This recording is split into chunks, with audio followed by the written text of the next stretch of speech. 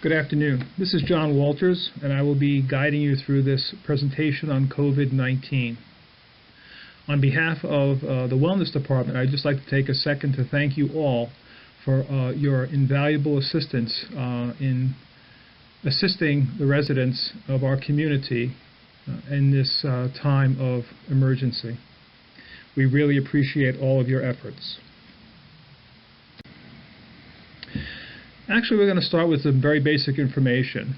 And the information that you'll be seeing today is information that is taken from the Centers for Disease Control, the CDC, and from the Department of Health, the DOH. What does COVID-19 actually mean? When a new virus is discovered, scientists break down the name as you can see here. The CO in COVID stands for corona. And corona is a term that means crown. When scientists look at this organism under a microscope, it appears as if it has a crown shape. And so the CO means corona. The VI in COVID means virus. The D means disease. So coronavirus disease is what COVID actually stands for. And 19 is the year that it was first discovered, 2019. Just some facts about COVID-19. COVID-19 is first and foremost a respiratory disease. That's very important for us to keep in mind throughout this presentation. This disease was first observed in the province of Wuhan in China last year in 2019. The infection that is caused from this virus can be serious and fatal, and we have all been reading the newspapers, watching on our computers, on our phones, and on the television that the increasing numbers of death to people infected is very apparent. Estimates are that approximately 2% of those people who are infected will actually die from this disease. Of the other people who are infected, approximately 80% of those persons will not require hospitalization. They'll be symptomatic, but they will not need hospitalization. And it is estimated that the other 20% will in fact need hospitalization. And that's why we see constantly on the news again, hospitals being stretched to their breaking point because of the increased volume of patients who are going to the hospital with symptoms. It's interesting to note that many people, in fact, may be infected and show absolutely no symptoms. Scientists call this the so-called silent carrier, and that is a major concern for scientists and for all of us.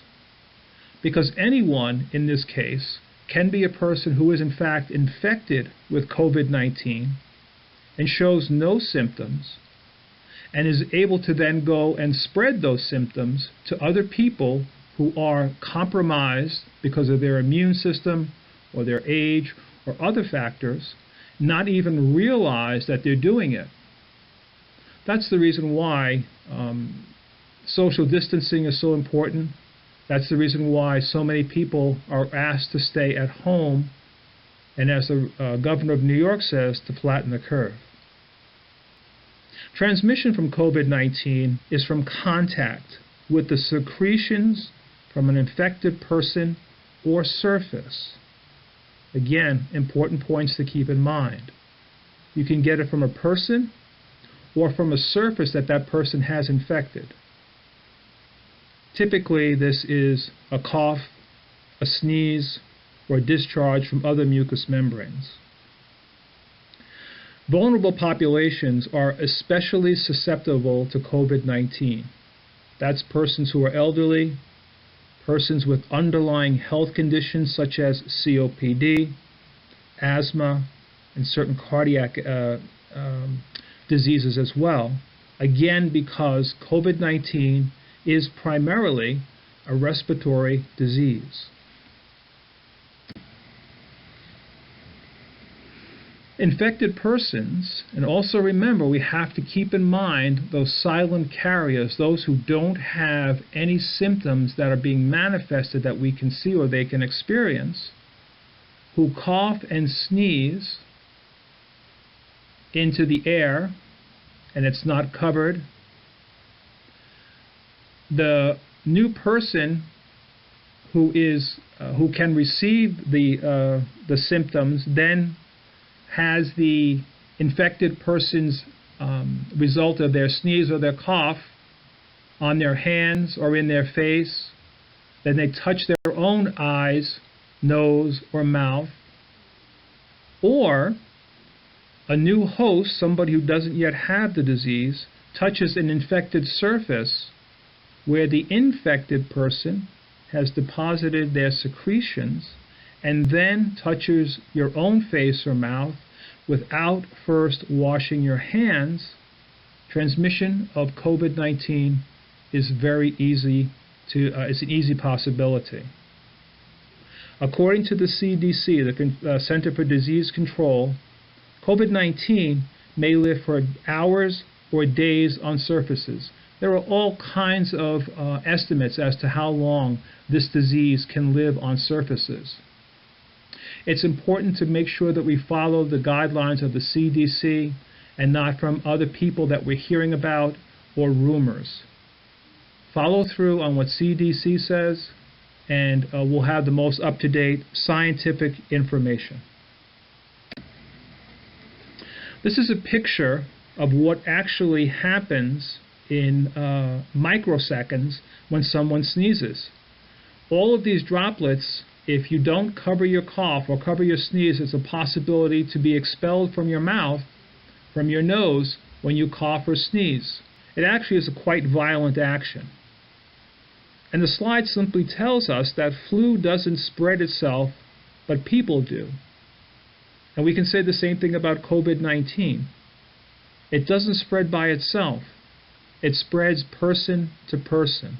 And that is why the idea of keeping socially distant and keeping oneself confined, if you will, to your home is probably one of the best mechanisms, the best ways of ensuring that the possibility of spread of the disease is minimized. So what are some of the signs and the symptoms of COVID-19? It's important to realize that after a person has been exposed to an individual who has given them the disease, usually signs and symptoms will appear 2 to 14 days after the exposure. That SP means status post. It's a little nursing thing. But after the exposure, that is why when someone goes to the hospital and comes back to Dominican Village prior to our current policy, they had to stay in their apartments for 14 days because symptoms may appear as late as 14 days from exposure. The symptoms have been described as flu-like.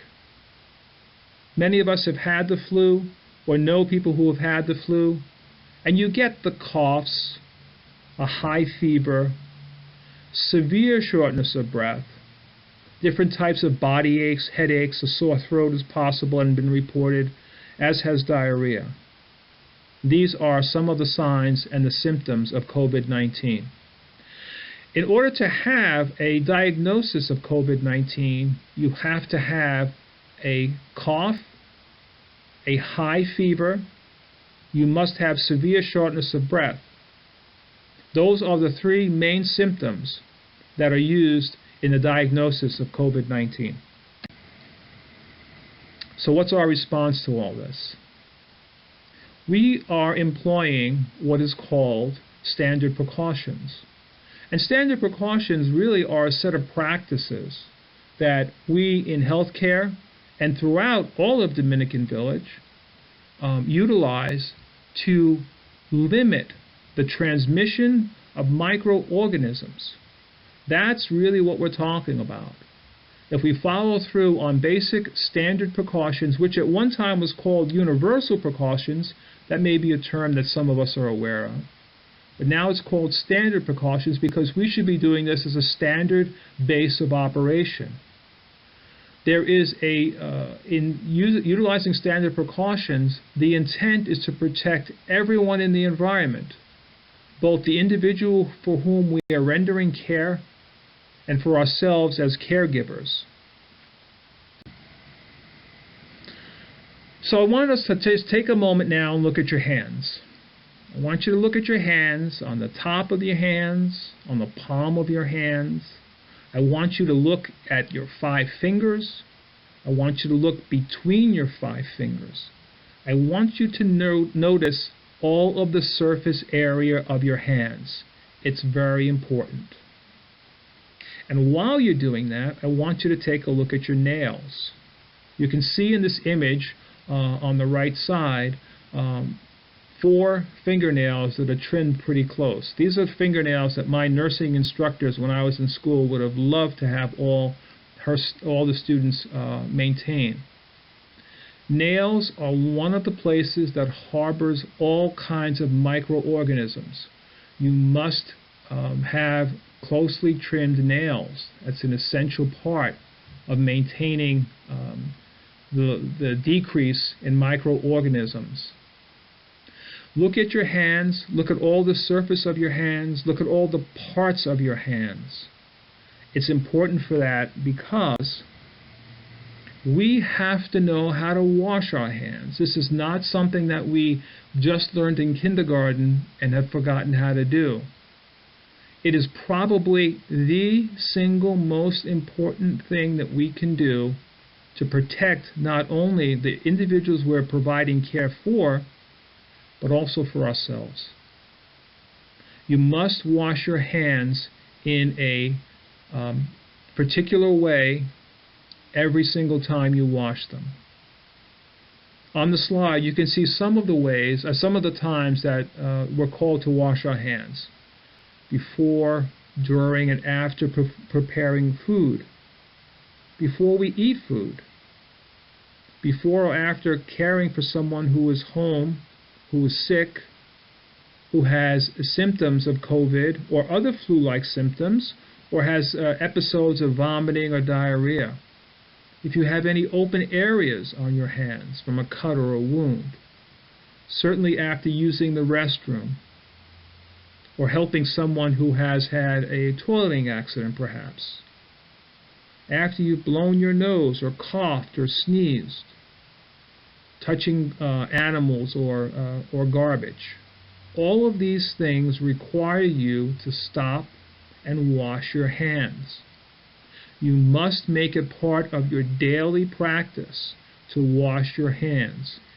There's an old saying in nursing, if your hands are not red and chapped, you're not washing your hands enough. Now, we certainly have different moisturizers people can put on their hands, but your hands really need to be scrubbed multiple times during the day. And so here's how we wash our hands. We're going to, first of all, turn the water on, and we're going to wet our hands and apply some soap. And then we're going to lather and scrub. And if you look on the right side of this slide, you'll see 2 pictures. This is why I asked you in the last slide or 2 back to look at your hands. You must wash the top of your hands, the palm of your hands, in between each finger of your hands. You have to do it with warm, soapy water. And how long do you have to do it? For at least 20 seconds every single time you wash your hands. Not 10 seconds, not 15 seconds, not 19 seconds. At least 20 seconds. After that, you have to rinse under running water for 10 seconds. Then, only then, do you take a clean paper towel and turn off the water, and then you dry your hands. And then if something happens, as soon as you finish washing your hands, and you go and touch your nose because it was itchy, guess what you have to do again? You have to wash your hands. Between your fingers, underneath your nails, and the tops of your hands too. Remember, there's no handshaking. Now here I'm not talking about shaking hands like 2 people who meet for the first time. Here I mean, and this happens all of the time because people have had this as a practice. They finish washing their hands, they do a great job, they spend 20 seconds washing, 10 seconds rinsing, drying things off, using the right paper towels, and right before they start to dry their hands, they start shaking their hands in the sink to get rid of the excess water. And what are you doing when you start to shake your hands? Guess what you're splashing all into the environment? Whatever was on your hands that you didn't clear. So when we say no handshaking, that's exactly what it means.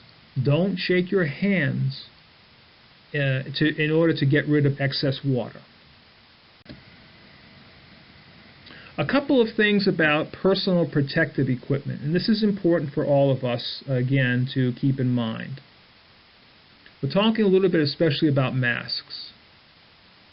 There's a doctor who works at the Mayo Clinic, and I've referenced her here, Dr. Rajapansky, who is an infectious disease specialist at the Mayo Clinic, prestigious clinic for people who have got some very unusual types of diseases. And this was taken as of March the 28th of this year. And doctor says that the current recommendation regarding masks are that if you're sick with fever or cold, wear a mask. This is for the general population, in order to prevent your transmission of sickness to other people. But if you're healthy, it's probably not any additional benefit to wearing a mask, because the mask is not air-fit tight. If you put a mask on your face, you can feel air going in and out when you're breathing. And guess what happens when you go in and out when you're breathing? Particulates and microorganisms are entering and leaving at the same time. So while it's a good primary source of prevention, it is not in any way, shape, or form foolproof. And it's important to keep that in mind. Simply wearing a mask does not prevent the disease from spreading or from getting it. What does doctor say in place or instead of wearing a mask? Wash your hands frequently using soap and water for 20 seconds, or use an alcohol-based Purell kind of hand rub. And she says what we've been talking about up till now, and we're going to keep talking about. Avoid touching your eyes, your nose, and your mouth. How come? Because the touching of your eyes, nose, and mouth is the mode of transmission. As a new host, if you don't have the disease and you touch a surface, or you helped an individual who needed some assistance and you didn't wash your hands after that, you have whatever they had on their hands now on your hands. If you then touch your own nose, mouth, or eyes, you have the potential for transmission. We heard about cough etiquette. You turn your face into your elbow or to a tissue, and then throw the tissue out, and then wash your hands. Of course, if you're not feeling well, don't go to school or to work, and especially public places. How come? Because then you could be the breeding ground for transmission. A couple of words about personal protective equipment. If you are called to have to put on personal protective equipment, this is the sequence, again, according to the Centers for Disease Control, the CDC. The first thing you do is put the gown on. Then you put a mask on. Then your goggles, if you have them, or face shield, if you have it. Lastly, the gloves. So often when people are what we call gowning up, they put the gloves on first. And you can see their recommendation from the CDC is that the gloves go on last.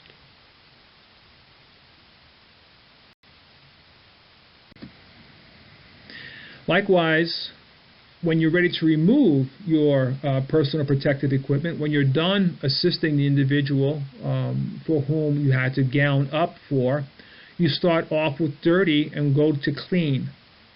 So you take off your gloves first. How come? Because you don't want your gloves touching your gown and your face shield and your respirators. So the gloves come off first.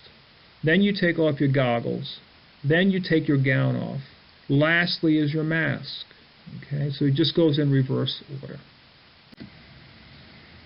So, here's the test for you.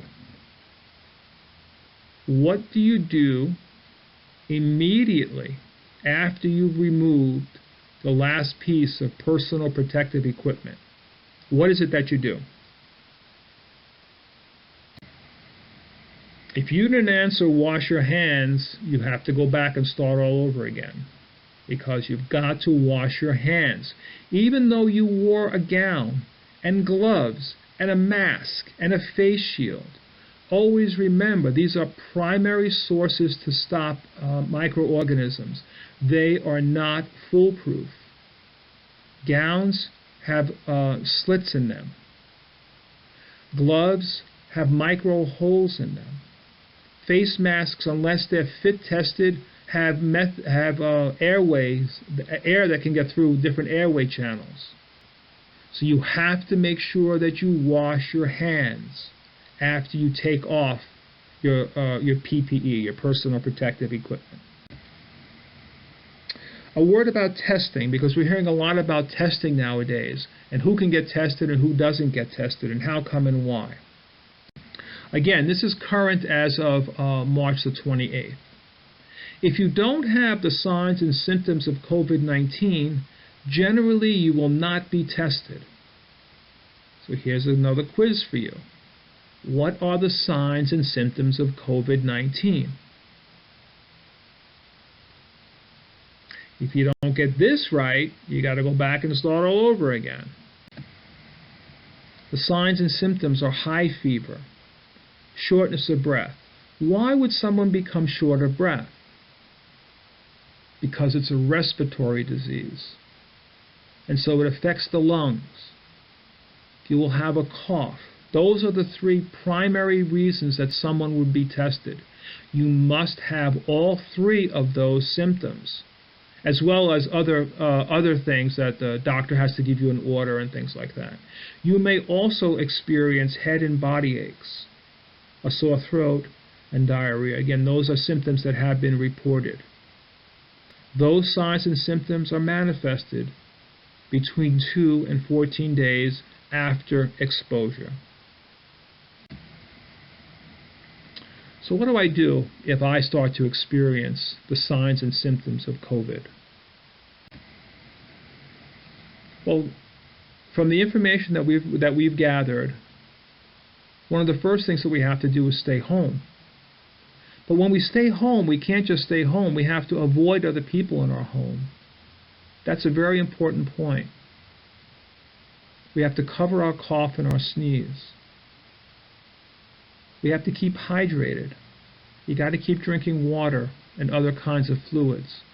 Of course, eating a balanced diet is always important. Contacting your healthcare professional or provider is essential. You got to keep washing those hands.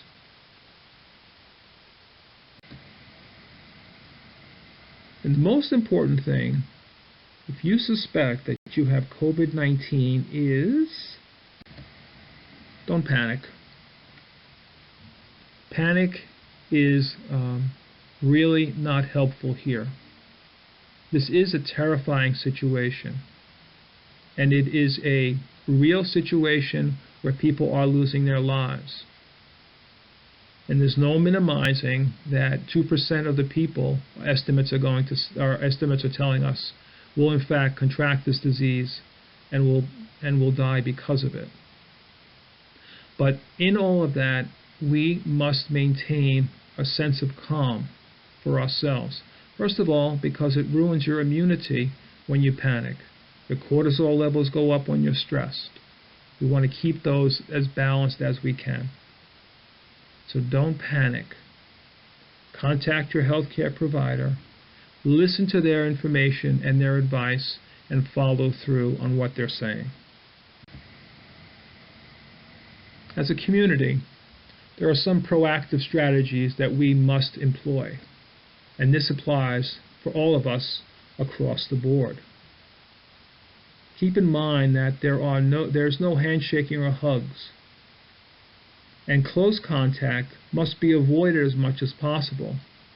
Now, of course, it depends on your job in our community and what you're providing to the residents here, that close contact may not only not be impossible to maintain, it's essential when you're providing care. When you do that, you must always remember to wash your hands. There has been a determination that 6 feet between people is the recommended distance at all times and in all situations. That can't always be the case when you're providing care to other people. So again, you have to wash your hands. Utilize personal protective equipment as is appropriate to your situation.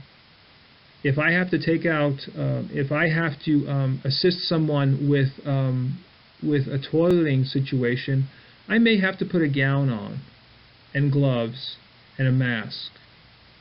But if I'm just helping if I'm reading a letter to somebody who received a letter from a family member, I may not have to use all that personal protective equipment. If you have any questions about that, please see somebody in wellness, and we'll be able to happily be able to direct you with that. And oh, by the way, wash your hands. Make sure you cover your sneeze and your cough. And because a person sneezes or coughs, doesn't mean they have COVID. Could be that they got a little dust in their nose. It could be that they have simple seasonal allergies. It could be more than that, but they have to have those 3 symptoms, don't forget. But after you cough or you sneeze, and you've covered it, you got to wash your hands. Please cooperate with policies and procedures that have been mandated by the CDC and the Department of Health.